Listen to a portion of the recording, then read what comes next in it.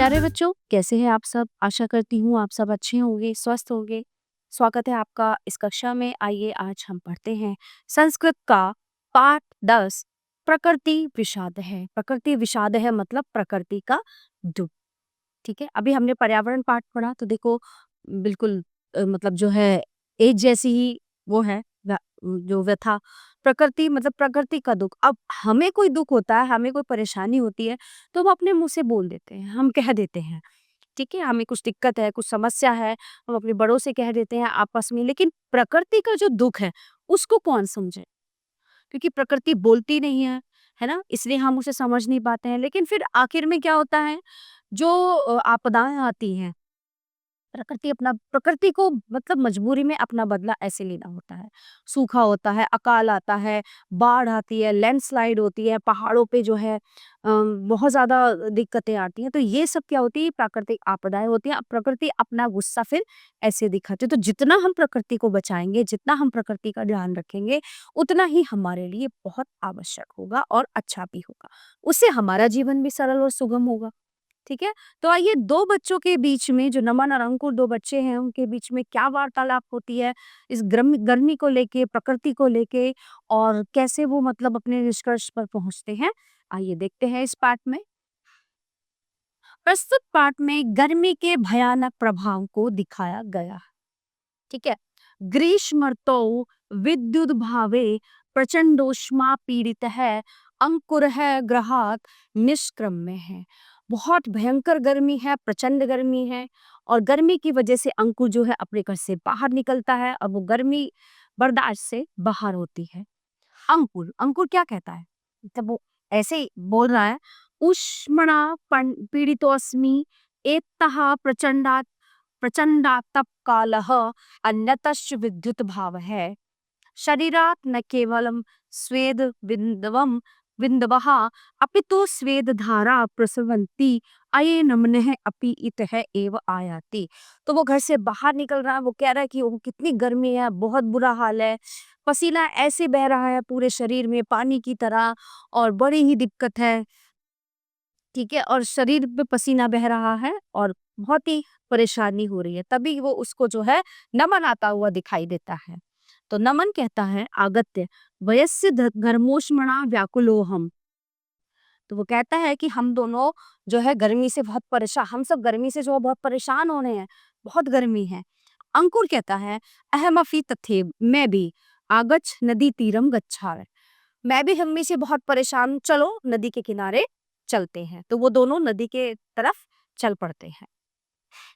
उभौ नदी तीरम गच्छते हैं मार्गे एकम सरम दृष्टवा। तो जब वो नदी के पास जाते रहते हैं तो उन्हें बीच में एक तालाब मिलता है। ठीक है, देखते हैं तालाब को। नमन अंकुर पश्य अस्मिन् सरसि एकतः विकसितानि अन्यतश्च निमीलितानि कमलानि एतत् कथं संभवति। तो वो उस तालाब में एक चीज देखते हैं कि उस तालाब में एक तरफ तो कमल खिले हुए हैं और एक तरफ जो है कली है, कमल नहीं खिले हुए हैं। ठीक है, उस तालाब में 2 तरह के कमल हैं। तो नमन कहता है अंकुर से कि देखो, इसमें तालाब में एक तरफ तो कमल खिले हुए हैं और एक तरफ नहीं खिले हुए। फिर वो उसे समझाता है कि इनको कमल कहते हैं जो खिले हुए हैं, और ये कुमुदनी होती है। कुमुदनी मतलब, अब कुमुदनी क्या होती है इसके बारे में हम आगे समझते हैं। तो अंकुर समझाता है कि मित्र, कमल पुष्पाणि द्विविधानि भवन्ति, यानी कि कमल के पुष्प 2 तरह के होते हैं। यानी सूर्योदय काले विकसन्ति सूर्यास्ते च निमिलन्ति तानि पद्मानि, यानी च विकासार्थ चंद्रोदयमपेक्षन्ते तानि कुमुदिन्यः इति। ठीक है, वार्तालापम कुर्वन्तो तो नदी तीरम प्राप्तो नदी चले जय निमज्जतः। तो वो कहता है कि जो है नमन, 2 तरह के कमल होते हैं। एक कमल फूल होता है जो सूर्य उदय होने पर खिलता है, और एक दूसरे तरह का कमल होता है जो चंद्रमा के उदय होने पर खिलता है। एक को कमल और एक को कुमुदनी कहते हैं। तो इस तरह वो बातें करते करते नदी के पास पहुंच जाते हैं, और वहां पे जो है नदी का जल बह रहा है। नमनः हा हा हा आनंद प्रयोदयम जल विहार है। तो नमन पुरुष होता है, कहता है देखो, जल में विहार करना कितना आनंददायक होता है ना? जल, गर्मी लगती, जल हमें शीतलता देता है। अंकुरः आह वयस्य सत्यमुक्तं भवता शीतले अस्मिन् जले मंदेन समीरेण च मनः प्रसीदति। ठीक है, हम सबको, है ना, हम सब ये सच जानते हैं कि जो है, जो जले मंदे समीरण, जो शीतल की ठंडी मंद हवा चलती है, वो हमारे मन को बहुत प्रसन्न करती है, और ये हम सभी को पता है। नमन कीदृशं शोभनं दृश्यं मतस्याः सरसि क्रीडन्ति मण्डूकः इतस्ततः प्लवन्ते तटे समाहितः कूर्मः जनः सम्मदति भीतः सरः प्रविशन्ति। तो नमन कहता है कि कितना सुंदर दृश्य है नदी में, कि जो है मछलियां तैर रही हैं, जो मंडूक मेंढक है वो इधर उधर पानी में उछल रहे हैं। ठीक है, और जो कछुआ है वो कछुआ भी सबसे छुप के इधर उधर घूम रहा है। सहसा श्रूयते विषाद में है रोदन ध्वनि। तभी उन्होंने अत्यंत दुख भरी जो है रुदन वेना यानी कि रोना सुना, कोई बहुत बुरी तरह रो रहा था।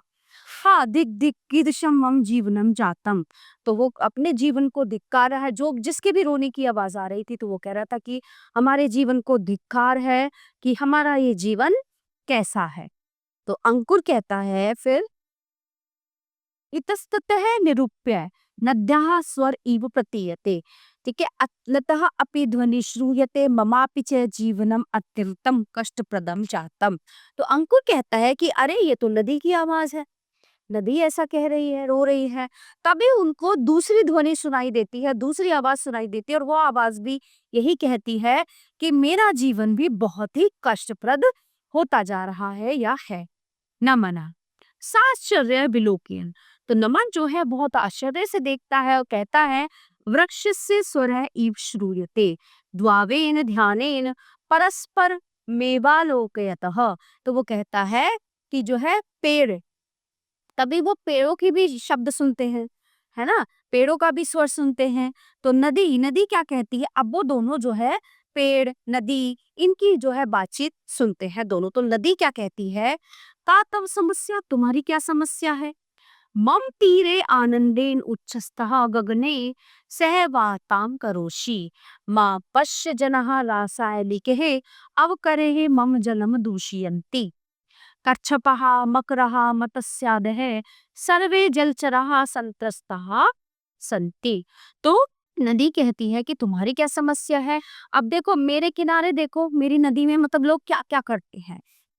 मेरी नदी में जो है लोग प्रदूषित जल बहाते हैं, कारखानों और फैक्ट्रियों का जो है गंदगी उसमें जाती है ना, कितनी ही अवशिष्ट पदार्थ मेरे अंदर लोग डाल जाते हैं। तो मेरी कैसी व्यथा है, और मेरे अंदर रहने वाले जो मछलियां हैं, जो मेंढक हैं, जो कछुए हैं, है ना, वो सब जो है वो भी इस चीज से त्रस्त हैं, वो भी सब चीजों से परेशान है और उनको बड़ी दिक्कत होती है, समस्या होती है। तो नदी अपनी व्यथा सुना रही है।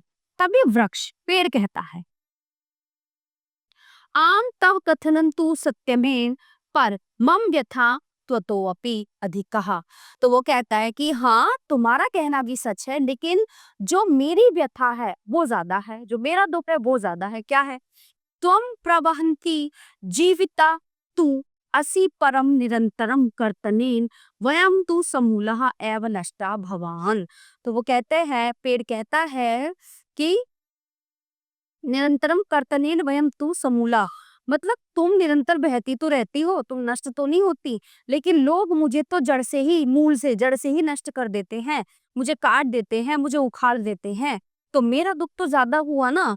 तो नदी वृक्षयो एतादृशम विषादम श्रुत्वा उभौ परस्परम आलिपत है। फिर नदी और पेड़ दोनों एक दूसरे से अपने ये दुख मतलब नदी और पेड़ दोनों का दुख सुनते हैं, है ना, और वो दोनों फिर कहते हैं, मतलब नमन और अंकुर उन दोनों का दुख सुनते हैं ध्यान से। अंकुर, नदी वृक्षादय प्रकृते उपहारः किंतु अस्माभिः एते क्रीदशी दर्शाम प्रापितः।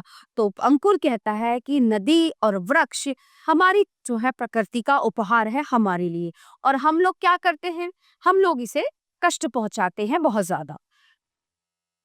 नमन, आम पश्य, हाँ मैंने देखा, तटे वर्तुलाकारेण स्थितें वृक्षावलिः मनसि एतावतीं व्यथा वहन्तोऽपि वृक्षः समागतेभ्यः फलानि अर्पयन्ति। तो नमन कहता है कि देखो नदी के किनारे पर गोलाई में कैसे ये चारों तरफ पेड़ लगे हुए हैं और इनका कितना उपयोग होता है। और हाँ, मैंने देखा है कि ये वृक्ष जो है सबको फल देते हैं, है ना? और आने जाने वाले जो पथिक है उनको छाया देते हैं। जब गर्मी लगती है तो लोग इनकी छांव में बैठते हैं। तो ये प्रकृति का उपहार है, ये हमें कितना कुछ देते हैं और हम इनके लिए क्या करते हैं? कुछ भी नहीं। तो अंकुर कहता है विद्यादेस्मिन् एषा नदी अपि स्वशीतलेन जलेन अस्मान आनंदयति। तो वो कहता है कि ऐसे ही नदी भी हमें शीतल जल प्रदान करती है ना? इस नदी के शीतल जल से हमें कितना आनंद मिलता है और ये हमें कितना सुख देती है। नमनः अहम अनुभवामि यत् येन केन प्रकारेण वृक्षकर्तनं जल प्रदूषणच अवरोधनीय अयमेव अस्माकं संकल्पः स्यातः। तो नमन कहता है कि हमें जो है ये अनुभव होता है, तो वो कहता है कि हमारा ये संकल्प होना चाहिए कि हम किस तरह से नदियों को दूषित होने से बचा सकते हैं और पेड़ों को काटने से हम बचा सकते हैं। तो जैसे भी हो हमें संकल्प लेना चाहिए और हमें ये प्रयास करना चाहिए कि ऐसी चीजें जो है हम रोक सके। तो अंकुर कहता है साधु, हाँ बिल्कुल, मिलित्वा एदर्थम जनजागरणाय यत्न करिष्यावः। हम लोग जो है हम दोनों प्रयत्न करेंगे, प्रयास करेंगे कि लोगों को इस बारे में जागरूक कर सके कि नदियों का जल हमें बचाना चाहिए, वृक्षों को हमें बचाना चाहिए और प्रकृति की हमें रक्षा करनी चाहिए। तो प्यारे बच्चों, ये पाठ यहीं पे समाप्त होता है। आशा करती हूँ आपको अच्छे से समझ आया होगा। मिलते हैं अगली कक्षा में। धन्यवाद।